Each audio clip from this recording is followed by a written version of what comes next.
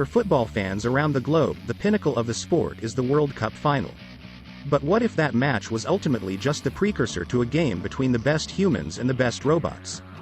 It might sound far-fetched, but this is the aim of an organization that has been running an annual global soccer tournament for robots since 1997.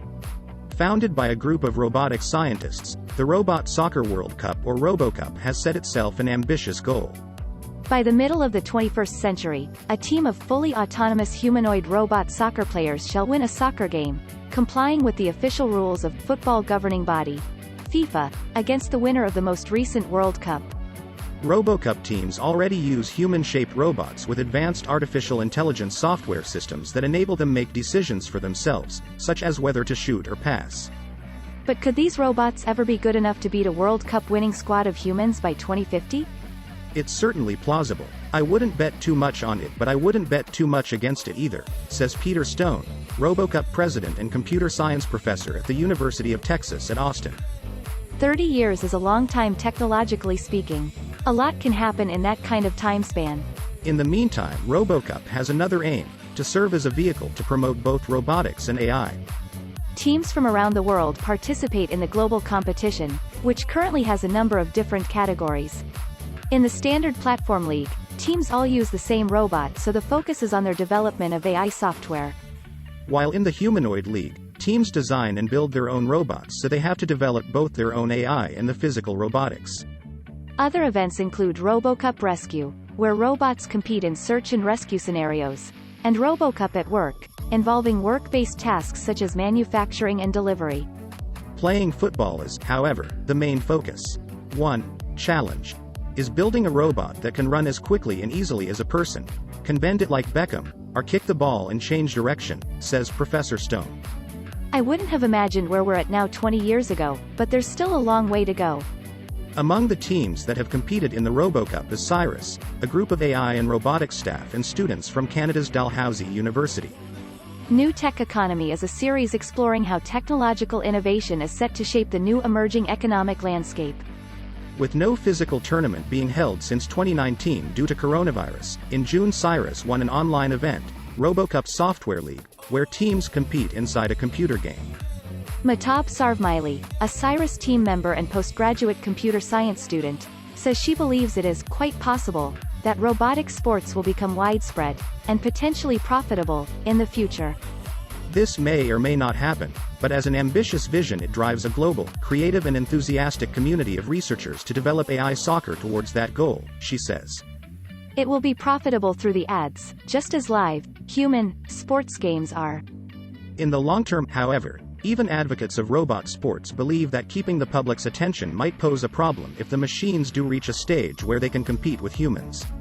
As an example, Professor Stone notes that while the general public was enthralled by IBM computer Deep Blue's victory over world chess champion Garry Kasparov in 1997, few people today follow such matches between humans and computers. There's always a buzz when the AI community gets close to meeting the human level in any kind of endeavor. There's a lot of fanfare around that, but after that, it tends to get less interesting.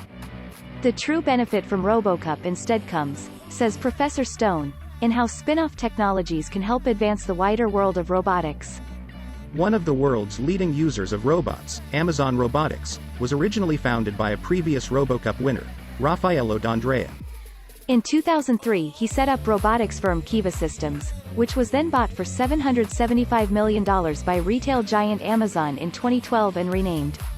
Today Amazon Robotics runs thousands of robots at Amazon warehouses around the world, helping to collect and sort orders and deliveries. The technology that he developed for RoboCup, of the robots moving around and kicking the ball, is exactly the technology that formed the impetus for Amazon Robotics, says Professor Stone. Bringing together some of the world's experts and most creative technologists to work towards an endeavor they're passionate about has a real good track record of leading to great other things that have impact. For some, robots in the sports world are already having an impact of a very different kind. In June, U.S. robotics firm Omni Labs and carmaker Volkswagen unveiled Champ, a telepresence robot with a two-way TV screen and speakers and microphone that can connect to someone in another location.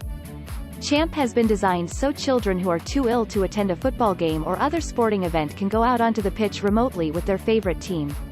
They can see and hear what is going on, and also talk to the players via the robot. Champ made his debut at a US vs Mexico women's game in July, allowing young fan, Luna Peroni, who has a rare form of bone cancer, to experience being there in person. But will Champ get to cheer as other robots beat the world's best human football team by 2050? Professor Sandra Wachter, a leading AI and robotics expert at Oxford University, says the difficulty is that football requires both physical and mental skills. On the football field, there are game strategies and formations that are followed, and which very often need to be adjusted very quickly and spontaneously. Spotting an opening for a goal opportunity can arise within a couple of seconds, and seizing that moment requires acting very fast. Very often this needs a good amount of intuition, trust, nonverbal and verbal communication between team members.